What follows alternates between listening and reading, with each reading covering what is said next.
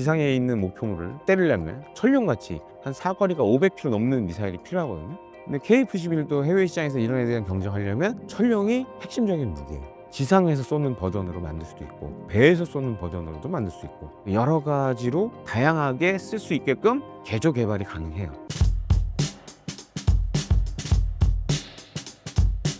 안녕하십니까, 김대영 군사평론가입니다. 현재 유튜브에서 대영제국이라는 채널을 운영 중에 있고요. 또 한 가지 K디펜스 뉴스라고 국방, 안보 그리고 방위산업과 우주항공과 관련된 전문 매체를 운영 중에 있습니다. 트럼프 대통령이 베네수엘라 앞바다에 이지스 구축함과 상륙 수송함까지 배치한 것은 침공 준비 단계라고 봐야 할까요? 일단 두 가지라고 보여집니다. 기본적으로 이제 미국 같은 경우에는 80년대부터 이제 남미에 있는 이런 마약 카르텔들을 상대로 마약과의 전쟁을 계속 해왔었어요. 우리가 이제 넷플릭스 드라마 아마 많은 분들 기억하실 겁니다. 나르코스라고. 저도 사실 재밌게 봤는데 거기도 잘 보면 이제 미국의 사법기관이라든지 뭐 CIA, DEA라든가 뭐 CIA, 그다음에 뭐 미군들도 연관이 돼 있었고 일종의 이제 간접 지원을 통해서 콜롬비아의 뭐 마약 카르텔들을 무너뜨리고 이제 멕시코도 이제 그런 식으로 예를 들어서 이제 카르텔 수장들을 미국으로 압송을 하죠. 그렇게 해서 법의 심판대에 세우고 이런 것들을 지금도 계속 하고 있어요. 근데 이번에 약간 좀 상황이 달라요. 그러니까 이게 지금 보면 이번 마약 정쟁의 핵심은 베네수엘라의 마두로예요. 베네수엘라의 대통령 최고 정치 지도자인데 마두로를 타겟으로 하고 있어요. 그 배경이 뭐냐? 이 베네수엘라에 있는 갱들이 베네수엘라가 갱들이 이제 마약도 만들고 이제 유통도 합니다. 이제 보통 이제 마약 같은 경우 두 가지예요. 직접 생산하는 에서 돈을 버는 경우가 있고 정말 유통을 시켜서 돈을 버는 경우가 있어요. 어쩌면 우리가 이제 일반 공산품이랑 좀 비슷하다고 말씀을 드리고 싶은데 이런 두 가지를 지금 다 하는 것 같아요. 그리고 이제 트럼프 2기 행정부에서 지금 이제 마약과의 전쟁에서 우선순위는 펜타닐입니다. 기존에 무슨 예를 들어서 뭐 시럽봉이라든지. 그래서 보통 이제 남미의 마약들은 이제 코카인이 많았죠. 그다음에 일종의 각성제 성분이 요즘은 사실 이제 화학 제품을 이용한 그런 마약들이 많이 나오고 있는데 지금은 사실 핵심은 펜타닐이에요. 그리고 이제 트럼프 2기 행정부가 출범하는데 특히 이제 많은 미국의 유권자들이 지지했던 것 중에 하나가 이 펜타닐 문제였어요. 잘 보면은 지금 트럼프 대통령이 주방위군 동원해서 LA라든가 지금 워싱턴도 그렇게 하려고 그러고 노숙자라든가 그 장기 예를 들어서 빈민층들이 그야말로 집이 없어 쫓겨난 사람들 지금 막 여기저기 텐트 치고 있으니까 다 쫓아내려고 그러잖아요. 근데 사실 이런 것들도 마약과 좀 연관이 있어요. 지난해에도 한번 뉴스로 크게 나왔었는데 이 펜타닐 문제가 미국에서 굉장히 심각하거든요. 그리고 펜타닐 문제는 이게 단순히 과거의 마약 전쟁과 달리 남미만 이게 연관이 되는 게 아니에요. 핵심은 또 중국이 또 걸려 있어요. 왜냐하면 펜타닐은 여러 가지 화학재료를 만드는데 그런 화학재료를 주로 만드는 국가가 중국이에요. 전 세계 화학 제품을 거의 대부분 만든 나라가 또 중국이고 그러다 보니까 이제 미중 문제도 걸려 있고 그다음에 남미 같은 경우에 유통과 생산이라는 문제가 같이 걸려 있으니까 그런 측면에서 이번에 약간 뭔가 좀 본때를 보여주려는 게 아닌가 좀 이렇게 보여집니다. 왜 트럼프는 지금 이 시점에 베네수엘라를 압박하고 있는 걸까요? 그리고 이제 베네수엘라가 지금 보면 과거에는 좀 먼 옛날의 시점이지만 상당히 친미 국가였어요. 근데 지금은 아니에요. 한 몇십 년 전부터 좌파 정부가 집권하면서 반미적으로 돌아섰어요. 지금 베네수엘라는 역설적으로 친중 친러 성격이 강해요. 남미는 좀 다릅니다. 이제 미국이 앞마당이에요. 뭐 브라질 같은 나라는 약간 예외일 수 있지만 전반적으로 남미는 미국의 앞마당이고 그만큼 이제 관리를 많이 합니다. 예를 들어서 남미 국가들이 어떤 무기를 산다거나 이럴 때 미국이 제약을 거는 경우도 굉장히 많아요. 그 정도로 남미에서 뭔가 미국의 상대가 될 수 있는 세력이 나오는 걸 계속적으로 이렇게 관리를 합니다. 베네수엘라가 보면 반미 국가이고 그러다 보니 이제 말도 잘 안 듣고 마약 문제까지 엮여 있고 이러다 보니까 특히 이제 베네수엘라 갱들이 마약을 만드는 건 사실 어느 나라나 다 불법적인 일이에요. 유통도 마찬가지고 생산도 마찬가지고 이걸 하려고 그러면 베네수엘라 정부의 고위층들에게 뭐 뇌물도 주고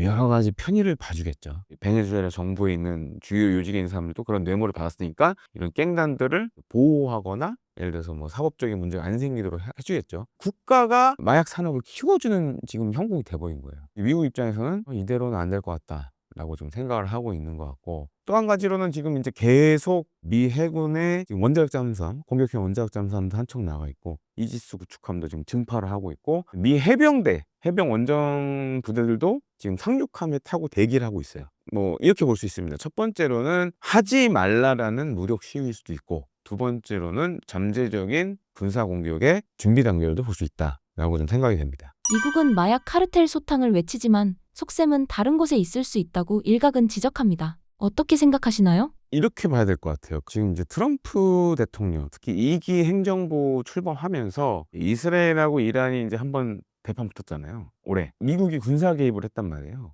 근데 이제 트럼프의 보통 이제 전통적인 지지층들은 미국이 대외 문제에 있어서 군사 개입을 이제는 좀 안 했으면 좋겠다라고 생각을 많이 해요. 배경이 뭐냐? 9.11 테러 일어나고 미국이 아프간, 이라크 전쟁하면서 한 10년 넘게 국력을 소비를 했단 말이에요.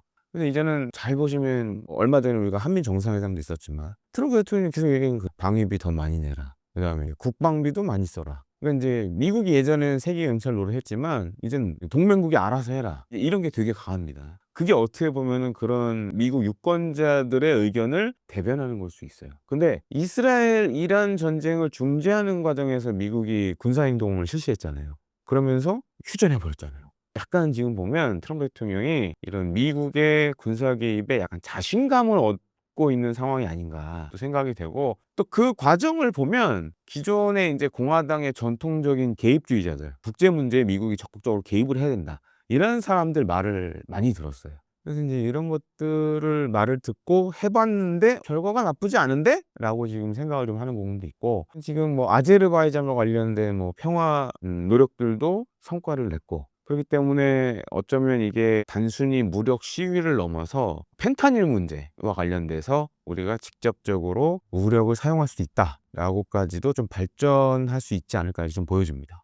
만약 미국이 해상 봉쇄에 나선다면 베네수엘라뿐 아니라 중국의 에너지 공급망에도 충격을 줄 수 있을까요? 사실 이제 중국 같은 경우에는 에너지 수입 다변화를 지금 많이 하고 있고, 더 중요한 거는 지금 이제 이게 뭐 러우 전쟁과도 연관이 있는데, 지금 러시아 같은 경우에는 산유국이잖아요. 뭐 천연가스라든가. 러시아가 지금 이제 급한 상황이라 굳이 베네수엘라가 아니더라도 이 에너지를 수입하는데 크게 문제는 없어요. 다만 이제 미국이 그거 가지고 있는 제재 한해만에 이럴 수는 있지만, 미중 간에 또 이제 복잡한 또 관세 문제도 있고, 그렇게 따져 보면 이제 중국 입장에서는 오히려 베네수엘라보다는 그런 러시아에서 들여오는 천연가스나 원유를 레버리지로 미국을 압박할 수 있는, 니네 없어도 러시아 있어 우리, 그런 식으로도 또 쓸 수 있으니까 베네수엘라가 꼭 시가 될 수 있는 상황은 아니다라고 좀 말씀을 드리고 싶습니다.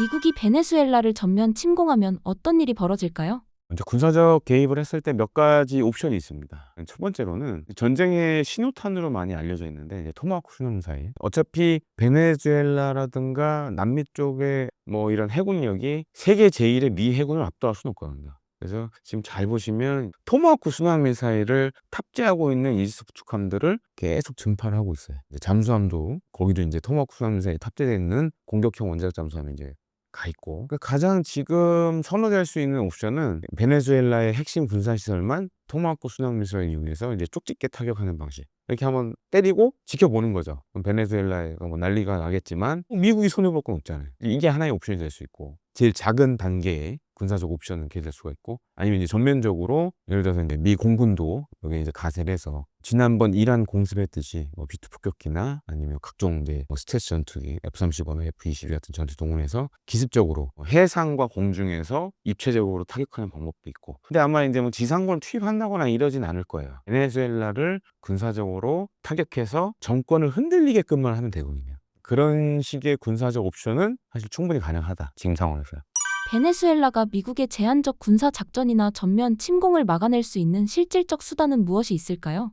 베네수엘라가 이제 반미 노선을 밟으면서 러시아라든가 중국으로부터 여러 가지 첨단 무기들을 들여왔는데, 그래도 안 되죠. 천조국 미국한테는 당해낼 수 없죠. 베네수엘라를 다 전쟁터로 만들 필요는 없어요. 그러니까 핵심 시설만 때리면 돼요. 마두로 정권과 연계된 사람들 혹은 베네수엘라 군의 주요 시설만 쪽집게 타격을 하면 베네수엘라의 민심은 흔들리겠죠. 안 그래도 지금 베네수엘라 같은 경우에도 그런 정치적 문제가 있기 때문에 일종의 이제 그런 군사적 개입을 통해서 베네수엘라를 일종의 이제 혼란의 상황으로 만드는 거죠. 그래서 그런 시나리오를 갖고 있다라면 언제든지 트럼프 대통령이 명령만 있으면 할 수 있는 단계죠, 지금은. 최근 젤렌스키와 트럼프의 협상과 유럽 정상들과의 회담 내용을 전해주신다면요? 다들 뭐 기억하실 겁니다. 알래스카에서 푸틴하고 트럼프 대통령이 미러 정상회담 했고. 근데 굉장히 좀 독특했어요. 그 정상회담 자체가. 저도 이제 과거에 예를 들어서 이제 러시아 이전에 소련 냉전 시절에 뭐 미소 정상회담 이런 것들도 다시 다 찾아보고 했는데 아마 이제 미국 소련 그 미국 러시아 정상회담 했던 것 가운데 유일하게 아마 이제 미국의 군사력을 그 자리에서 다 보여줬던 그래서 이제 F-22라든가 뭐 스쳐 지나가긴 했지만 미국이 자랑하는 아파치 공격 헬기도 아파치 가디언 공격 헬기도 갖다 놓고 내리자마자 이제 폭격이 날라오고 뭐 F-22 날라오고 푸틴 대통령 표정이 썩 좋진 않더라고요. 그리고 차에서 이제 예를 들어서 동맹국이 아니고 뭐 러시아가 사실 어떻게 보면 이제 미국의 큰 적 중에 하나 아니에요. 대통령이 왔는데 미국의 군사력을 과시했다. 이거는 약간 속된 말로 기를 죽이고 시작하는 거 아니에요. 그러다 보니까 알래스카 엘멘도프에서 했던 미러 정상회담이 뭐 흔히 우리가 이런 얘기 많이 하잖아요. 소문난 잔치에 먹을 거 없다. 딱 그 꼴이 났어요. 뭔가 뾰족한 이 지금 러우 전쟁 종전과 관련된 얘기는 나오지 않았잖아요. 다만 이제 푸틴을 어떻게 보면 미국의 회의장으로 끌고 나온 것 외에는 큰 성과가 없어요. 그 뒤에 젤렌스키도 미국하고 나토 정상회담도 갔지만 오히려 지금 상황은 유럽 내에서 나온 얘기들은 장기전을 대비해야 된다. 이런 얘기 계속 나오고 있어요. 참고로 지금 우크라이나 전쟁이 6.25 전쟁의 기록을 깼습니다. 전쟁이 지금 이제 벌어지는 기간으로 봤을 때는 이미 6.25 전쟁의 기록을 깨버렸어요. 더 큰 문제는 지금 언제 끝날지 모르겠다라는 게 너무 강해요. 그래서 지금 이게 향후에도 물론 이제 종전을 위한 여러 가지 회담은 되겠지만 러시아나 우크라이나 양측 다 아직은 절박하게 종전을 원하는 것 같지는 않아요. 그래서 좀 더 오래 가지 않을까 이렇게 보고 있습니다. 러시아 우크라이나 양자 회담이 앞으로 어떻게 될까요? 근데 서로 지금 생각하는 게 너무 많이 틀려요. 우크라이나 입장에서는 뭐 전쟁 이전으로 들어가기는 어렵다는 건 알고 있는데 그렇다고 해서 지금 이제 정말 많은 사상자들을 발생하면서 지킨 땅을 러시아에 그냥 내주기도 어렵다라는 거고 러시아도 마찬가지예요. 러시아도 전쟁 이전은 못 들어간다. 우리가 희생한 만큼 뭔가를 더 가져가야 된다는 게 양쪽 다 너무 강합니다. 이러다 보면 지지부진할 수밖에 없는 거죠. 그리고 이제 또 특별해요. 그리고 이제 우크라이나 전쟁을 6.25 전쟁하고 비교를 해보면 6.25 전쟁은 유엔군이라는 깃발 아래 미국, 영국, 오스트레일리아, 뉴질랜드 그 여러 유엔군으로 참전한 나라들이 있었잖아요. 근데 이들 나라들이 이제 전쟁이 장기화되다 보니까 이제 좀 그만 좀 해야겠다. 그리고 중국도 받아들일 수는 없지만 이제 항미 원조라는 이름으로 6.25 전쟁에 참전했잖아요. 근데 중국도 보니까 전쟁 과정에서 희생자가 너무 많이 늘어나고 그러다 보니까 좀 그만 좀 하자 이제. 소련도 이제 힘든 상황이고 그러다 보니까 좀 그만하자. 라는 게 양쪽 다 그런 의견들이 다 있어서 사실 종전을 하게 된 거예요. 근데 지금 우크라이나는 잘 보시면 우크라이나는 사실 해외 뭐 군대가 들어와서 도와주고 이런 게 없잖아요. 유럽 국가들이나 미국이나 그동안 이제 무기 지원, 그다음에 이제 돈으로 지원하는 부분 이런 것들이 있었죠. 그러다 보니까 직접적으로 뭐 외국의 군대가 희생이 되고 이런 게 없잖아요. 그러니까 다른 나라들 입장에서 봤을 때는 그냥 방관자 입장이 될 수밖에 없는 거예요. 아니 뭐 우리가 크게 피해 보는 것도 아니고 이제 지금 잘 보시면 유럽 내에 묶여 있는 러시아 자산들이 있습니다. 근데 거기서 이자 소득이 발생하는 게 있어요. 그거를 빼서 우크라이나에 주고 있어요. 그러다 보니까 유럽 국가들 입장에서는 끝나도 문제가 지금 생각하는 게 뭐냐면 우크라이나이 끝나도 푸틴이 또 어딘가를 공격할 수 있다. 유럽 내 다른 곳을 공격할 수 있다. 이런 생각들이 있기 때문에 오히려 지금 속내는 전쟁이 장기화됐으면 좋겠다라고 보는 측면도 있습니다. 트럼프는 나토 가입 문제를 배제하고 푸틴과 협상하려는 모습인데 우크라이나의 나토 가입은 사실상 트럼프가 막은 건가요? 만약에 우크라이나가 나토 가입을 하게 되면 러시아는 사실상 이 전쟁에 지는 거예요. 그러니까 지금 러시아가 전쟁을 일으킨 이유 중에 하나가 우크라이나 내에서 나토 가입에 대한 여론, 특히 이제 EU 가입과 나토 가입에 대한 여론이 높아지다 보니까 이대로 되면 우리 앞마당까지 나토가 들어오네? 이게 돼서 사실 전쟁을 일으킨 거예요. 그러니까 나토의 동진이 계속되면서 러시아는 이제 위협으로 그걸 받아들인 거고. 다만 이렇게 생각할 필요가 있어요. 이게 나토가 그러면 왜 동유럽 국가들이나 중부 유럽 국가들이 왜 나토에 가입을 했을까? 그들 나라들 잘 보시면 민주주의 국가들이에요. 그러니까 국민의 여론이 가입을 하자. 그렇게 해서 간 거지. 이게 뭐 미국이나 뭐 독일, 영국, 프랑스가 막 강압적으로 한 건 아니에요. 사실 러시아 입장에서 봤을 때는 위협이지만 그렇다고 해서 그걸 막을 수도 없는 거 아니에요. 그쪽 나라 국민들의 여론이 그런 건데. 근데 러시아는 이제 계속 그걸 위협으로 받아들이고 그런 일이 이제 반복되다가 이제 빵 터진 게 우크라이나 전쟁이에요. 러시아 입장에서 봤을 때는 만약에 우크라이나가 나토로 들어가면 전쟁의 의미가 없어지는 거고 또 한 가지로는 미국 입장에서 봤을 때 러시아와 국경선이 맞닿아 있는 거 아니에요, 우크라이나는. 그러면 우크라이나에서 만약에 나토 가입이 있으면 그럼 이제 정말 미국도 개입을 할 수밖에 없는 거예요. 그러니까 이제 미국 입장에서도 이건 아닌 것 같다. 라고 지금 생각한 거고 사실 그 이전부터 그랬고 그거는 지금 이제 트럼프 대통령 이전 대통령들도 그래서 이제 우크라이나의 나토 가입에 대해서는 좀 신중하게 접근했던 거고 다만 우크라이나 입장에서 보면은 뭔가 안전을 담보해야 될 무언가가 있어야 되잖아요. 제가 봤을 때는 그렇게 되면 EU 정도는 가입을 유럽 국가들 차원에서 해야 되지 않을까. 다만 이제 EU 가입 같은 경우 회원국 중에 하나라도 반대를 하면 사실 쉽진 않아요. 유럽 내 국가들도 거기에 대해서는 이견이 많고 EU 가입도 이렇게 말처럼 쉽진 않아요. 상당히 우크라이나 입장에서는 참 셈법이 복잡해지는 거죠, 이게. 트럼프는 러우 전쟁을 통해서 무엇을 얻으려고 하고 있나요? 제가 봤을 땐 관심에서 지금 많이 좀 멀어진 것 같아요. 왜냐면은 2기 행정부 출범 전에 대선 전만 해도 마치 자기가 전화 몇 통화하면 다 끝나는 것처럼 얘기를 했지만 지금 하는 걸 보면 휴전하면 하고 말면 말고 적극적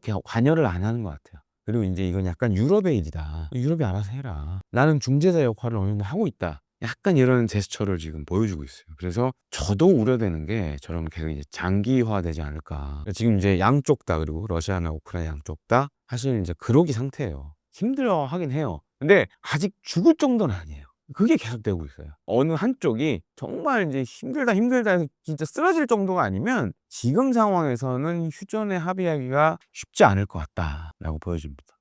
현재 푸틴의 속내는 무엇이며 러우 전쟁 이후 푸틴이 겪게 될 결말은 어떨까요? 그 푸틴도 마찬가지예요. 결과물이 있어야겠죠. 만약에 휴전이 되든 종전이 되든 결과물이 러시아 국민들이 납득할 만한 결과물이 나와야 돼요. 그게 안 나오고 전쟁 이전과 다름없는 상황이 돼버리면 전쟁이 끝나면 이제 러시아 국민들도 각성을 하겠죠. 지금은 전시 상황이니까 좀 아직은 푸틴의 그런 의견에 귀를 기울이고 있지만 러시아도 약간 지금 이제 언론이라든가 이런 것들이 많이 언론의 자유가 많이 제약을 받고 있는 상황이거든요. 전쟁이 끝나고 예를 들어서 이 진실들이 이제 밝혀지게 되면 그때는 또 이게 달라지고 또 하나 지금 경제적으로 러시아가 너무 안 좋아요. 대표적인 예가 주택담보대출 이런 거 있잖아요. 이자율이 계속 올라갑니다. 그것도 지금 계속 올라가고 이 상태로 갔다가 러시아 경제가 완전히 망가지긴 했어요. 물론 이제 전시 경제 때문에 방산업체는 일부 호황이지만 전반적인 민생 자체가 어려워지니까 그리고 또 한 가지로는 이제 우크라이나가 요즘에 러시아를 공습하는 그런 패턴들을 보면 보통 이제 대부분 정유시설들 때립니다. 실제로 지금 러시아 내에서 일어나고 있는 상황 중에 하나가 뭐냐면 정유시설 때리면 휘발유, 디젤 뭐 이런 정제를 해야 되거든요. 정제에서 나오는 게 이제 그런 것들인데 점점 줄어들고 있어요. 지금 주유소에 차들이 길게 지금 주유하려고 이렇게 서 있다던가 이런 일들이 지금 생기고 있어요. 그래서 지금 약간 보면 이제 우크라이나는 지능적으로 러시아 국민들의 삶을 불편하게 만들어서 종전을 유리하게 끌고 가겠다. 이제 이게 강하고 러시아도 마찬가지입니다. 보면은 우크라이나의 대도시 뭐 키이우라든가 이런데 민간인 거주 구역에 대한 공습을 계속 단행을 하고 있어요. 사실 이 군사적으로 봤을 땐 굉장히 낭비인데 우크라이나의 여론을 종전으로 러시아에 유리한 종전으로 이끌기 위해서 이제 그런 일종의 학살극을 지금 자행하고 있는 거죠. 양쪽이 다 지금 그런 이제 서로의 민심을 최대한 떨어뜨리기 위해서 노력을 하고 있다라고 보시면 되겠습니다. 러우 전쟁에 대해 사람들이 착각하고 있는 부분이 무엇인가요? 군사적인 좀 측면을 말씀드려야 될 것 같아요. 보통 이제 과거 뭐 1, 2차 세계대전 이런 거 보면 과학 기술이 이제 전쟁의 종결을 하는데 큰 도움을 줬습니다. 뭐 아시다시피 이제 1차 세계대전 때도 지루한 참호전을 하다가 탱크라는 물건이 나오면서 정리가 됐죠. 그리고 2차 세계대전 때도 보면 그때는 탱크뿐만 아니라 뭐 물론 1차 세계대전 때도 전투기나 이런 것도 있었지만 폭격기 있었지만 훨씬 더 이제 성능이 좋아지면서 전쟁의 향방을 바꿨고 또 한 가지로는 핵무기가 처음 등장했죠. 2차 세계대전. 원자폭탄을 써서 사실 전쟁이 끝난 거고. 근데 지금은 잘 보면 이 드론이라는 정말 이것 때문에 사실 저도 그런 생각 못 했거든요. 향후 미래전이 이렇게 지루한 장기전으로 간다라는 생각은 사실 못 했거든요. 근데 지금 드론이 그런 변수가 되고 있어요. 전쟁이 장기화되는데 드론이라는 변수가 가장 큰 역할을 하고 있어요. 지금 우크라이나 전을 잘 보시면 양쪽 다 드론으로 예를 들어서 이제 병력이나 뭐 장비를 동원해서 공격과 방어를 할 때 이 드론들이 나타나서 다 모든 걸 없애버려요. 그리고 드론이 소수지만 사용되면서 굉장히 양측 군대의 사기를 떨어뜨리는 부분도 분명히 있고 과학기술로 인해서 이렇게 전쟁이 장기화된다라는 건 향후 미래전도 이런 양상으로 갈 수 있다라고 보여지는 부분 중에 하나죠. 기존의 이제 무기 체계들도 물론 다 중요하지만 지금 굉장히 드론이 변수가 되고 있어요. 그리고 이제 과거 2차 세계대전 때를 좀 돌이켜 보면 독소 전쟁 때 당시 보면 거기서 막 수천 대의 전차가 엉켜 싸우고 막 이랬거든요. 왜냐면 대부분 다 평야지대니까. 지금은 전차 장갑차가 나타나기만 하면 드론들이 와서 다 때려버리니까 양쪽 다 뭘 할 수가 없는 상황이 좀 돼버렸어요. 거기다가 지금은 이제 광섬유를 이용한, 예를 들어서 이제 전자적인 제밍으로도 이게 해결이 안 되는 드론들까지 나타나고 있는 상황이고, 또 한 가지는 이제 인공지능이 적용된 드론들도 많이 나타나고 있어요. 그러다 보니까 제밍, 이런 전자적으로 제밍에 더 강하죠. 이런 것들이 지금 계속 나오고 있어서 우크라이나 전쟁이 정말 이게 쉽게 끝나지는 않을 것 같다. 거기다 이제 유럽의 입장 다르고 미국의 입장 다르고 러시아 입장도 다르고 지금 우크라이나 입장도 다르고 하다 보니까 지금 이게 굉장히 좀 오래 가지 않을까 좀 보고 있습니다. 최근 국산 장거리 공대지 유도탄 천룡 시험 발사에 성공했다는 소식이 있는데 내용을 전해주신다면요? 천룡은 KF-21에 사용될 장거리 공대지 유도탄입니다. 장거리 공대지 미사일이라고 얘기를 하는데 이름이 두 가지예요. 천룡을 지금 개발하고 있는 국방과학연구소에서 붙인 이 프로젝트명이고, 방위사업청은 또 부르는 이름이 또 따로 있어요. 바로 이제 장거리 공대지 유도탄 2차 사업. 그래서 보통 장공지2라고 많이 부릅니다. 그래서 이제 FA50에서 얼마 전에 시험 투하를 했어요. 이게 오해하실 수 있는데, 발사라는 개념은 투하한 다음에 이 유도탄에 있는 엔진이 작동을 하면서 아니면 혹은 추진차가 작동하면서 이제 비행해서 날아가서 떨어지는 거예요. 그건 아니고 FA50에서 떨궈서 날개를 펼쳐서 이제 활강해서 목표물에 다가가는 거. 엔진을 작동시킨 건 아닙니다. 그리고 뭐 미사일 안에 탄두도 없고 일종의 이제 계측 장비만 넣고 이 설계한 이 천룡이 정상적으로 비행을 할 수 있는지, 예를 들어서 이제 엔진은 키지 않았지만 활공을 해서 목표물에 떨어질 수 있는지, 요걸 본 거예요. 그래서 지금 천룡 같은 경우에는 체계 개발을 하고 있어요. 그 체계 개발이 한 28년 정도에 이제 끝나는 걸로 알려져 있는데, 그렇게 따져보면 몇 년 안 남았죠. 그래서 이제 어떻게 보면 체계 개발의 한 3분의 1 정도 지금 진척이 됐고, 추후에는 아마 이제 엔진도 장착을 하고 거기 마지막에 가서는 탄두도 넣고 해서 최종적으로는 이제 목표물에 비행해서 타격하는 것까지 아마 해볼 겁니다. 지금은 한 3분의 1 정도는 왔다라고 생각하시면 되겠습니다.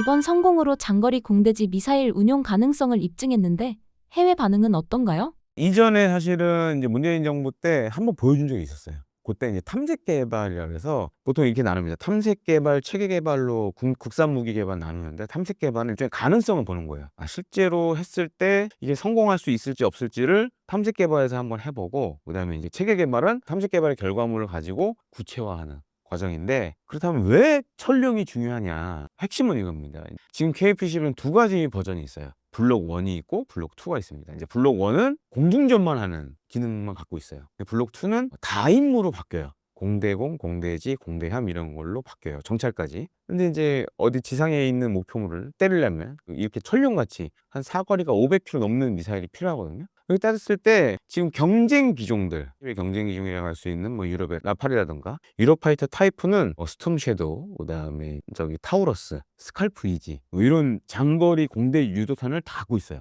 근데 KF-21도 해외 시장에서 이런 애에 대한 경쟁하려면 천룡이 핵심적인 무기예요. 그리고 또 한 가지로는 우리가 이제 대북 억제를 위해서는 이런 장거리 공대지 유탄을 이용해서 유사시에는 북한을 중요 시설물을 때려야 되는 그런 것들도 필요해서 개발을 하고 지금 이제 체계 개발 단계를 거치고 있는 상황입니다. 그래서 사실 이제 KF-21과 연관돼서 해외에서 관심이 많죠. 그리고 이제 하나 잘 만들면 이런 장거리 공대지 유탄들은 다양하게 쓸 수 있어요. 예를 들어서 지금은 이제 KF-21에서 전투기용으로 공중에서 투하해서 날아가는 그런 장거리 공대지 유도탄인데, 예를 들어서 지상에서 쏘는 버전으로 만들 수도 있고 아니면 배에서 쏘는 버전으로도 만들 수 있고 여러 가지로 다양하게 쓸 수 있게끔 개조 개발이 가능해요. 그렇게 되면 예를 들어 이런 나라도 나올 수 있겠죠. 천룡 좋은데 전투기에 달려고 하니까 전투기를 사야 되잖아. 비싸잖아. 대신에 우리는 좀 지상에서 쏠 수 있는 걸 만들어줬으면 좋겠어. 그렇게도 이제 개발이 가능하죠.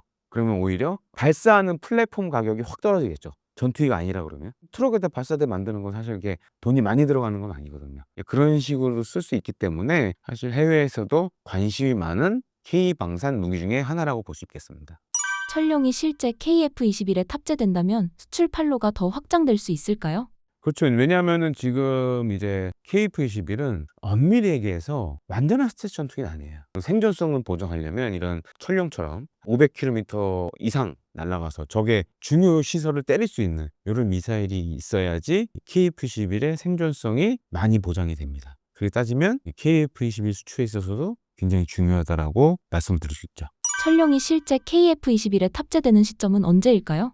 아마 28년 정도 개발을 이제 마무리할 것 같은데, 천룡이 개발되면 장착되는 이 전투기는 KF-22입니다. 그래서 이제 아마 체계 개발 마지막 단계 KF-22에서 실제로 이제 발사하는 걸 해볼 거예요. 그러면 이제 사실상 이제 그게 성공이 되면 KF-21에 장착할 수 있다라는 상황이 되기 때문에, 그 되면 이제 KF-22 나오는 시점에 아마 이제 천룡과 결합이 돼서 운영이 되지 않을까 이렇게 보고 있습니다.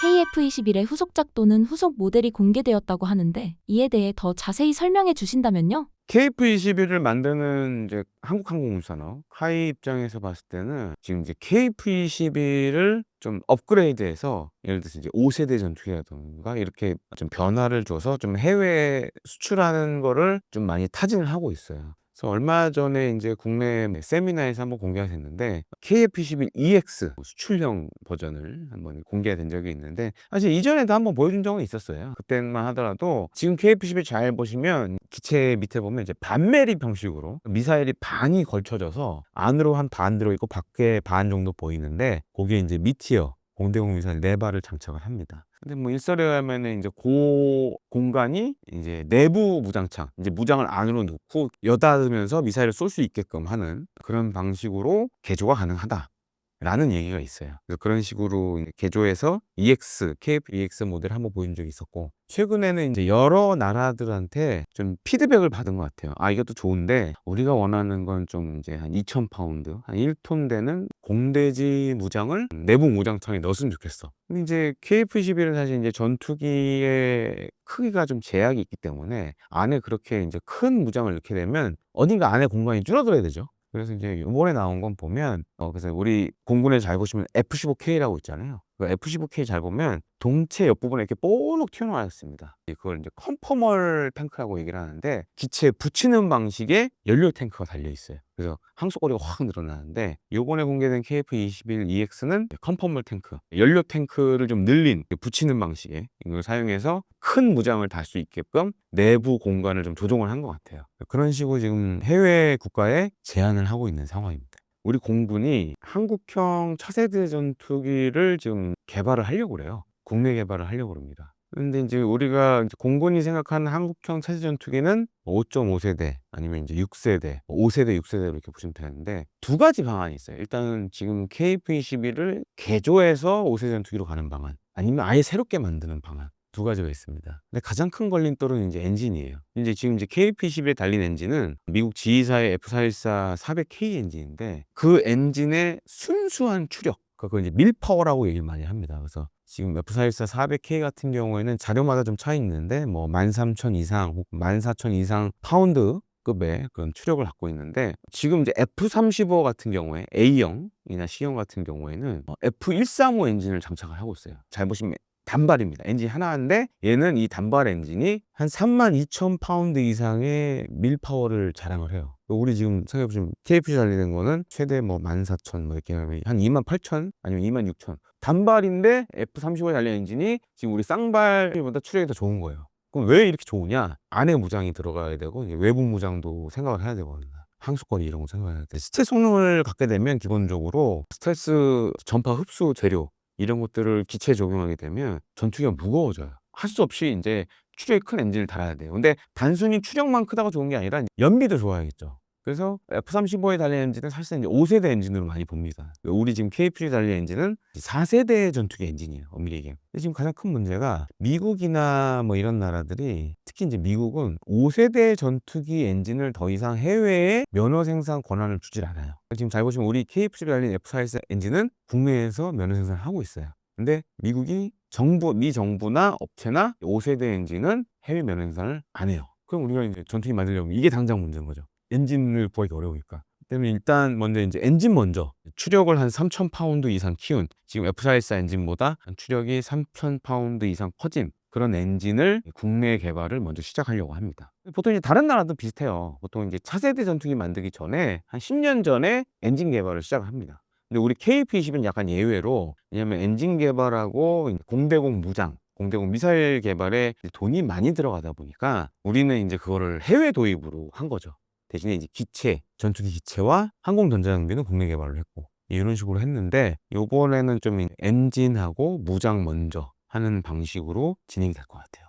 소요제기라는 것이 정확히 무엇인가요? 소유재기라는 건 이런 겁니다. 이제 우리가 이제 물건을, 예를 들어서 이제 회사 다니신 분들은 아마 이해가 빠르실 것 같은데, 우리가 뭐 어떤 비품이나 이런 거 살 때 뭔가 서류를 작성해야 되잖아요. 그런 거랑 비슷하다고 생각하시면 돼요. 그러니까 우리 공군이 한 2038년 정도면 지금 이제 한 160여 대의 F-16하고 F-16을 운용 중인데, 이걸 슬슬 그때쯤 되면 퇴역시키면서 대체할 새로운 전투기가 필요해요. 그래서 일단은 보통 전투기 도입을 하기 전에 일단 소요 제기를 먼저 합니다. 이런 전투기가 필요합니다. 몇 대가 필요합니다. 이런 거를 먼저 이제 합참에 소요 제기를 하거든요.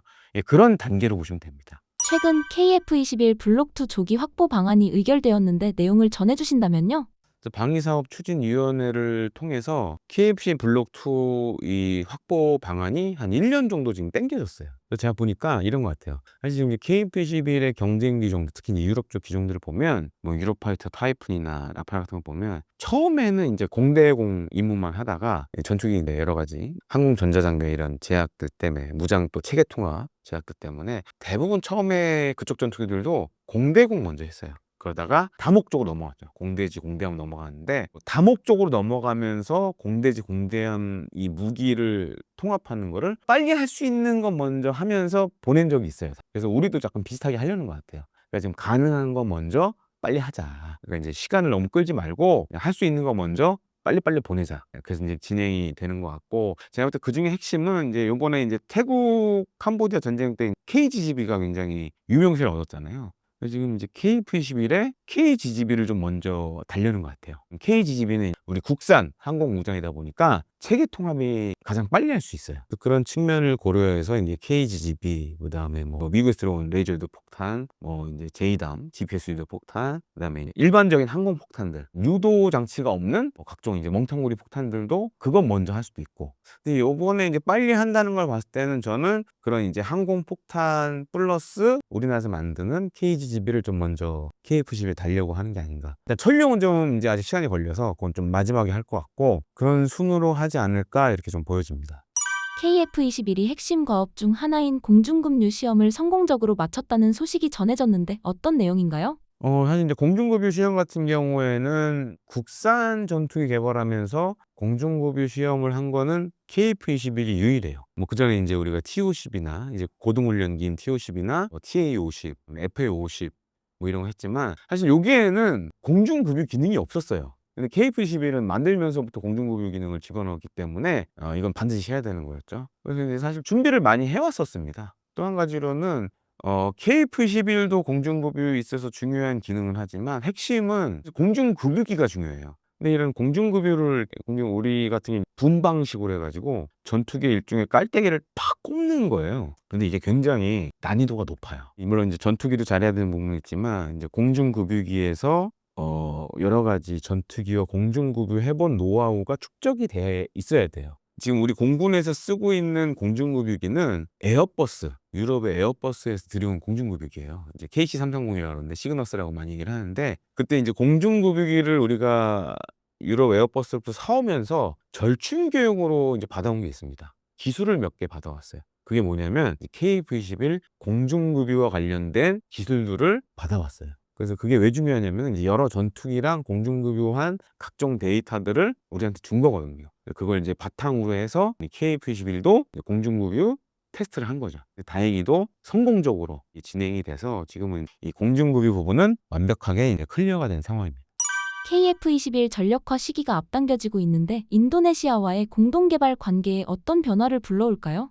인도네시아와 지금 공동 개발하고 있지만, 약간 인도네시아는 이 KF-21을 좀 생각하는 게 좀 다른 것 같아요. 사실 이제 인도네시아가 이제 공동 개발하면서 뭐 분담금 문제도 많이 지금까지 사실 문제가 되고 있고, 또 한 가지로는 그때 이제 공동 개발에 합의하면서 전투기를 한 40여 대 정도 이제 사는 계획이 있었거든요. 근데 지금 이것도 좀 불확실해요. 근데 최근에 이제 들린 소식은 갑자기 이제 인도네시아 쪽에서 이제 들린 소식이기도 한데, 인도네시아가 분담금을 지금 안 내서 원래 계획은 KF-21 CJ 가운데 한 대를 인도네시아가 가져가야 돼요. 이제 분담금을 안 내면서 이제 못 가져가고 있었거든요. 최근에 이제 SNS 통해서 봤는데 갑자기 인도네시아 쪽에서 그 CJ기 가져가겠다, 그런 좀 이제 소문들이 좀 돌고 있어요. 그래서 지금 뭐 아시다시피 뭐 인도네시아가 뭐 칸 전투기 사겠다, 뭐 여기 실제로 돈도 없어요. 인도네시아가 라파를 몇 년 전에 한 40여 대 구매를 하기로 했기 때문에 아마 이제 조만간 1호기가 인도네시아 공군 라팔 1호기가 인도가 될 것 같은데, 인도네시아 공군에. 사실 이제 라팔 사느라 돈을 많이 써서 그것도 이제 어떻게 보면 차관 형식으로 지금 샀다라는 얘기가 있어서, 당장 지금 인도네시아 공군이, 인도네시아 군이나 뭐 정부가 지금 추가로 KF-21을 살 수 있는 그런 경제적 상황은 아니거든요. 저는 이제 추정키로는 인도네시아가 약간 이제, 인도네시아는 이렇게 부릅니다. IFX라고 부릅니다. 그래서 이제 뭐 연구개발 사업적인 걸로 접근하는 거 아니냐, 좀 그렇게 보여지는 상황입니다. KF-21 수출 가능성이 있는 국가들은 어디인가요? 현재로서는 사실 어느 나라가 유력하다라고 얘기하기는 좀 쉽진 않을 것 같아요. 근데 요거는 좀 봐야 됩니다. 그러니까 관심들은 굉장히 많아요. 근데 이제 보통 이제 수출이 되려면 가장 중요한 거, 우리 공군이 써야 돼요.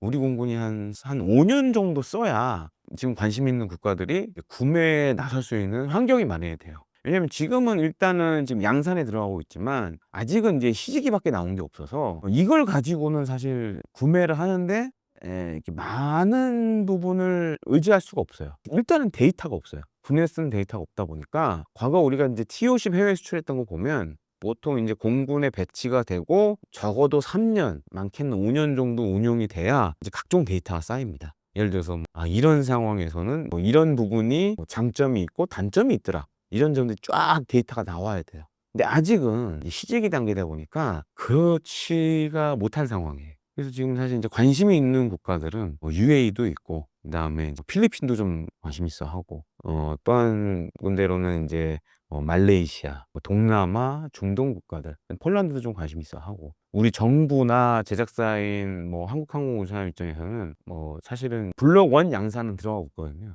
제일 중요한 건 블록 2입니다. 블록 2가 사실 개발비도 블록 1보다 더 많이 들어가고, 각종 무장 테스트도 해야 되고, 안 알려진 게 자동 지형 추적 비행을 해야 돼요. 그래서 전파를 쏴서 지형을 이렇게 읽은 다음에 등고선을 따라서 이렇게 자동으로 비행하는 기능들도 블록 2엔 들어가요. 그래서 이런 것들에 돈이 많이 들어가기 때문에 블록 2와 관련된 새로운 파트너 국가가 좀 들어왔으면 좋겠다. 그래서 해외에 지금 마케팅도 많이 하고, 그다음에 아시다시피 뭐 폴란드 공군 참모총장도 와서 한번 타보고, UAE도 뭐 국방 차관이 타보고, 이런 게 사실은 이제 그런 블록 2의 일종의 파트너를 찾기 위한 그런 활동들을 하고 있다라고 보시면 되겠습니다.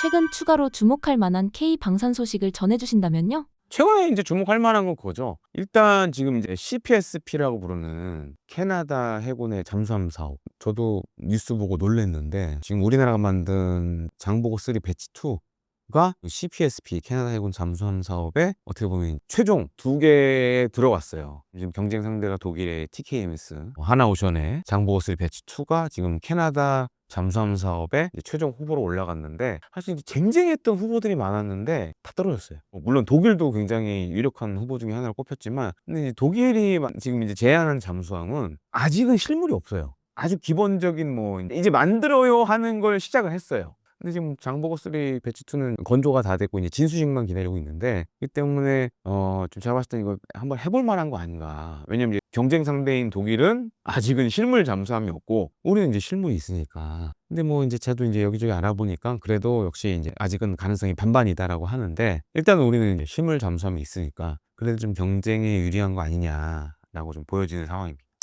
60조 원 규모의 캐나다 잠수함 수주는 어떻게 진행되고 있나요?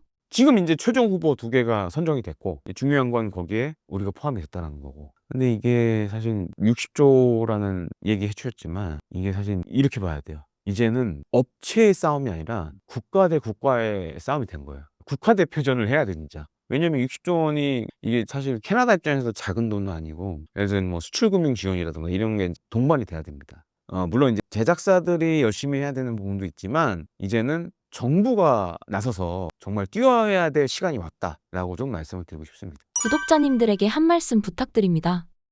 마지막으로 말씀드리고 싶은 거는 이제 잘하면 정말 캐나다가 우리 국산 잠수함을 살 날이 머지않은 것 같다. 독일 대비 지금 어차피 이제 가격이라든지 납기 이런 것들은 우리가 절대적으로 앞서 있는 상황이고, 성능도 사실 우리가 독일제에 비해서 크게 뒤처져 있는 상황도 아니고, 근데 이제 중요한 거는 지금 정부가 얼마만큼 띄워주느냐, 이게 굉장히 핵심이고, 특히 이제 수출금융 지원이라든가, 그다음에 이제 캐나다가 만약에 우리 잠수함을 선택하게 되면 우리도 아마 캐나다에 뭘 좀 사줘야 돼요. 이거는 이제 방산 수출에 있어서 굉장히 일반적인 사례인데, 그래서 우리가 이제 절충 교육 관련해서 캐나다와 어떻게 잘 딜을 할 거냐, 이게 굉장히 중요한 상황이 됐다라고 좀 말씀을 드리고 싶습니다.